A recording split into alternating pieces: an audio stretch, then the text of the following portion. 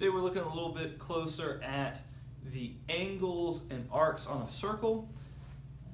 First of all, an inscribed angle is an angle whose vertex is on the circle. Notice how vertex B is on a circle, and the angle formed by ABC is an inscribed angle because the vertex is on the circle. So ABC, that angle, is an inscribed angle. Well, an intercepted arc is an arc formed by an inscribed angle. So notice how that inscribed angle right there forms arc AC. Well, that means that arc AC is an intercepted arc. So that's some important terminology. You're going to hear that the rest of this lesson.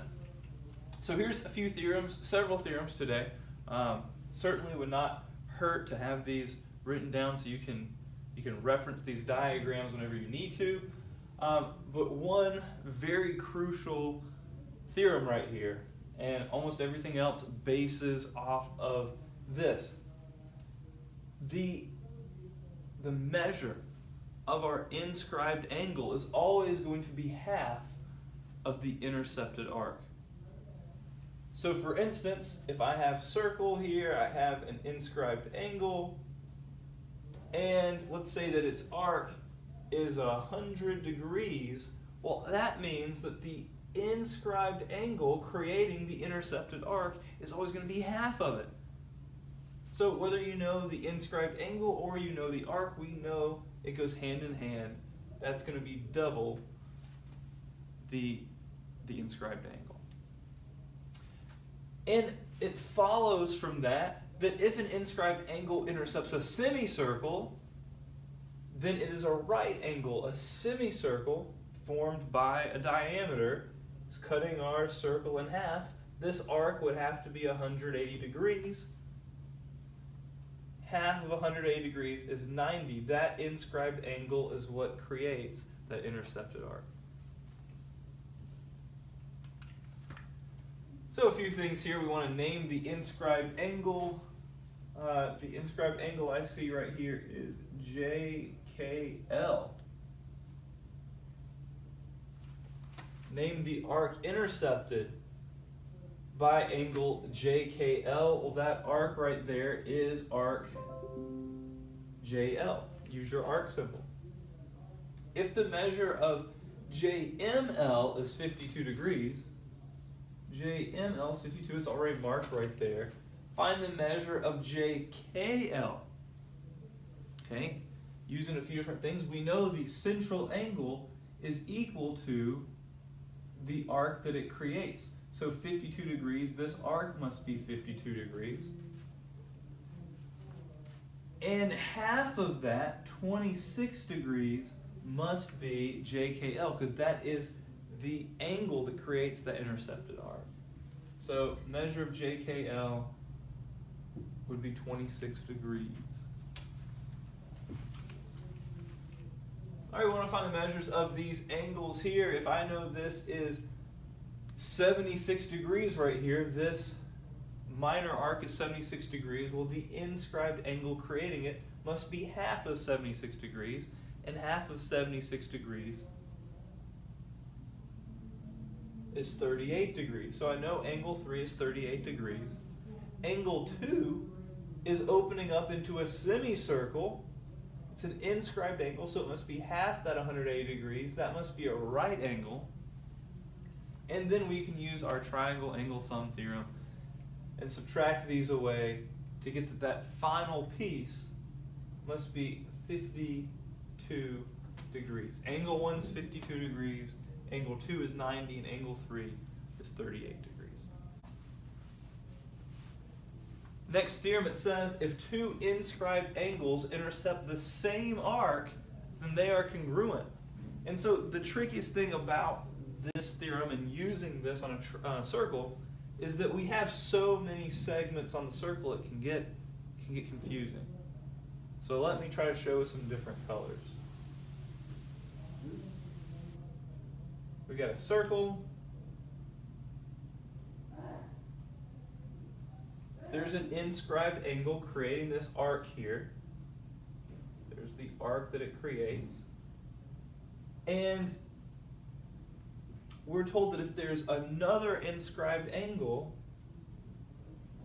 creating that same arc, notice how the endpoints of this angle are creating the same arc. Well, no matter what this angle, no matter what this arc ends up being, if this arc is 80, then we know that each inscribed angle must be half of that 80. No matter what this arc is, both of those angles have to be the same thing. No matter what one of these angles there are, the other one has to be congruent because they're creating the same intercepted arc. We want to find the measures of FGH, and we want to find, we're going to find something else in a second. So we want to find the measure of FGH. Well, it creates this intercepted arc of 36 degrees, so FGH must be 18 degrees. It must be half. We've seen that before. We also want to find the measure of arc GH.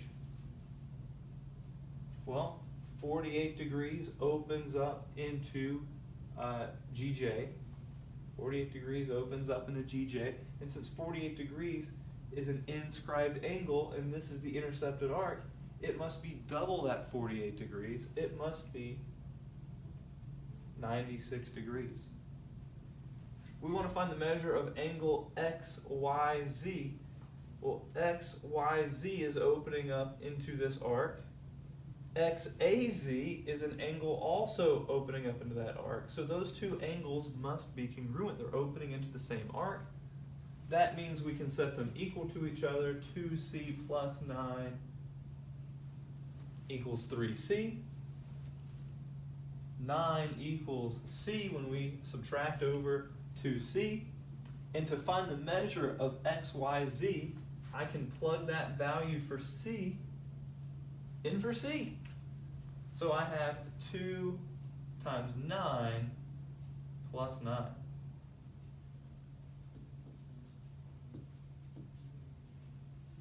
And so that angle must be 27 degrees.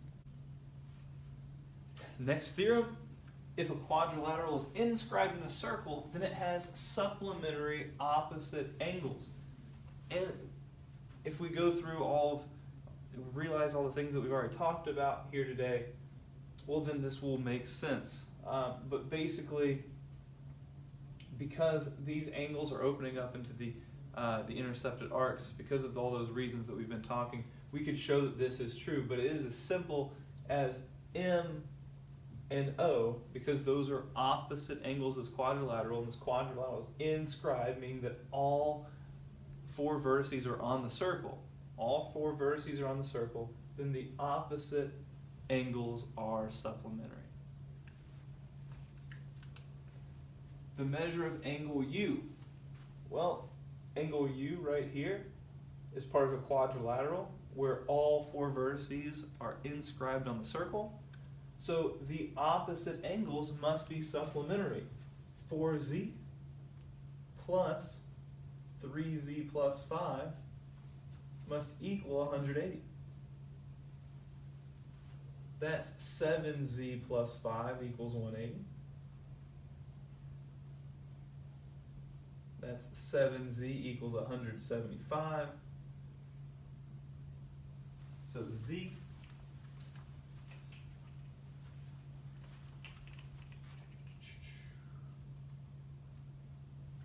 comes out to be 25. But we don't want Z, we want to know the measure of angle U, so then we take this 25 for Z, we plug it in. 3 times 25 plus 5, 3 times 25 is 75, plus 5 gives us 80 degrees. The measure of angle U would be 80 degrees. Finally, here we have a situation. It says a circular radar screen and air traffic control tower, shows the flight plans. We got this diagram here. We want to know the measure of TRP. TRP would be this angle right there. So I think, how can we figure this out? Well, this is a multi-step situation here. I see that because this is 82 degrees, the angle creating that, there's a lot of ways we can do this. Now, I'm going to do it this way. The angle creating this 82 degrees, right here, the inscribed angle opening up in the 82 degrees is 41 degrees, right there, because it's going to be half. Now this is a triangle. The triangle angle sum theorem means that they all have to add up to be 180. So if I find that third angle, it's 107 degrees.